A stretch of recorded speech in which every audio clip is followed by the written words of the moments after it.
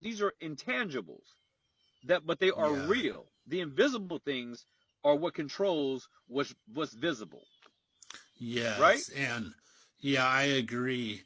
And the thing is we have that blind faith, but it becomes tangible as we exercise it. We see that Yes. God's not a liar. We see that he's Right. a God of his word and that he is Right. trustworthy.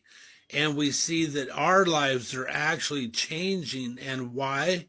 Because the faith we had in his word. So then the word starts to transform us from the inside out. So it's amazing. Our faith becomes tangible and we can share with others our testimony and say, look, God's real. Right. He will show Right. himself to those who seek him. Right. And he does, and that he does. And it's like, and it's funny because no matter how much of him you see, and no matter how much he reveals of himself to you, you get to this point where it's sort of like, it's like you don't know what to do. It's like, think about the transfiguration for a minute, right? So you have Christ on this mountain, the Mount of Transfiguration. Yes. And then appearing with him is Moses and Elijah. Mm-hmm. And Peter says, Lord, should I make a tabernacle for one for you, one for Moses, and one for Elijah?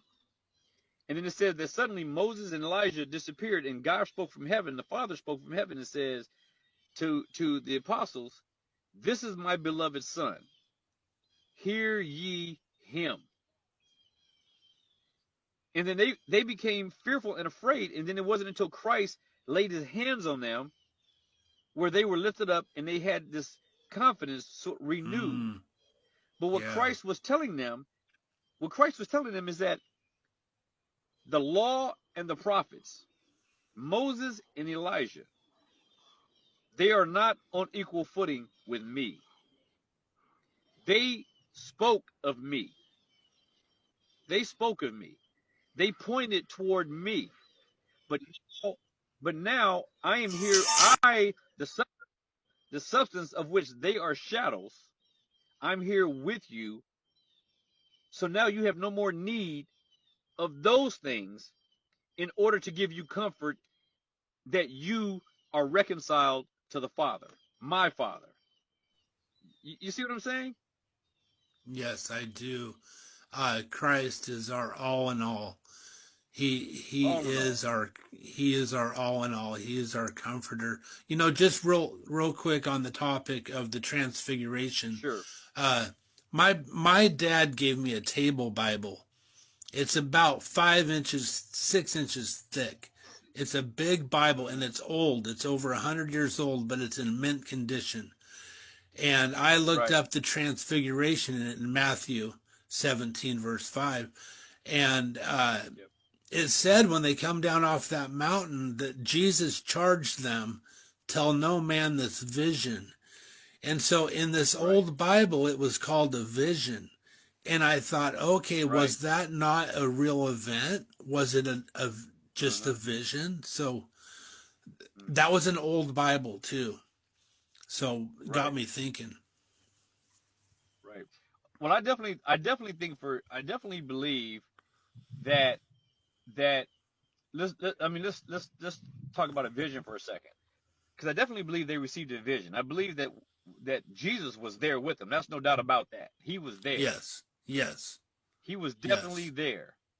yep. Now I believe that the vision was revealed to them of Moses and Elijah because they had already passed on.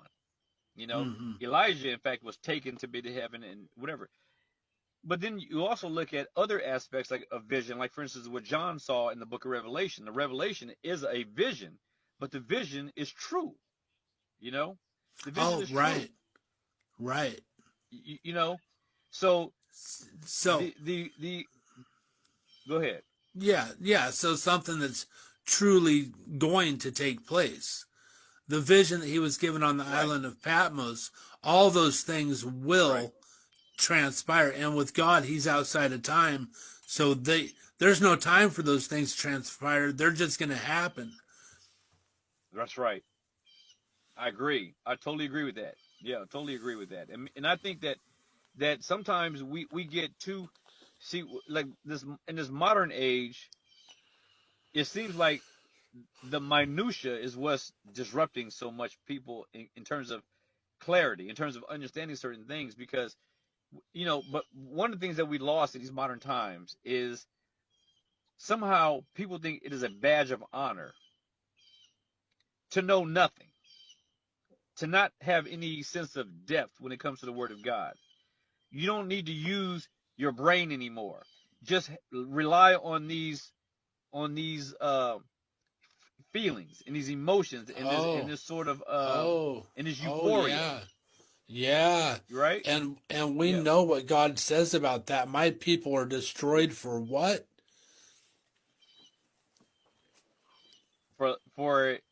For Lack of did you hear me? knowledge. Yeah, lack of Can you knowledge. hear me? Yeah, lack of Yeah. knowledge. That's right. For lack of knowledge. And then you hear Jesus even says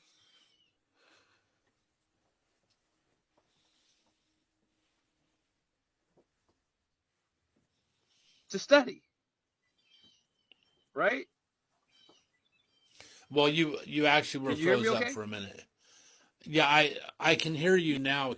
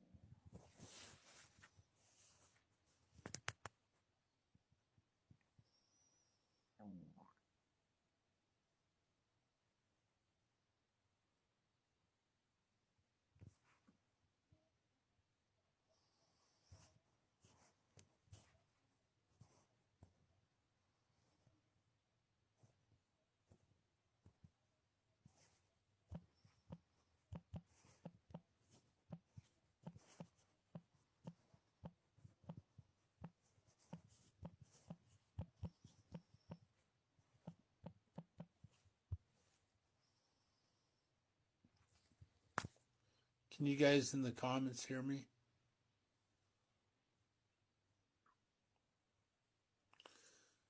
Can you hear me in the comments?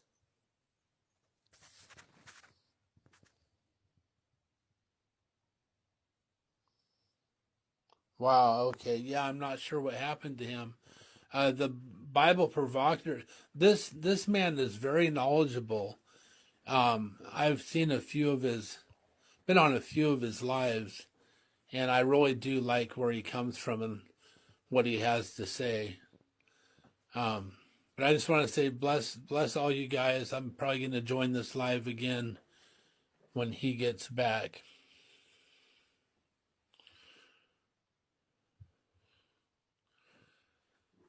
So have a good day.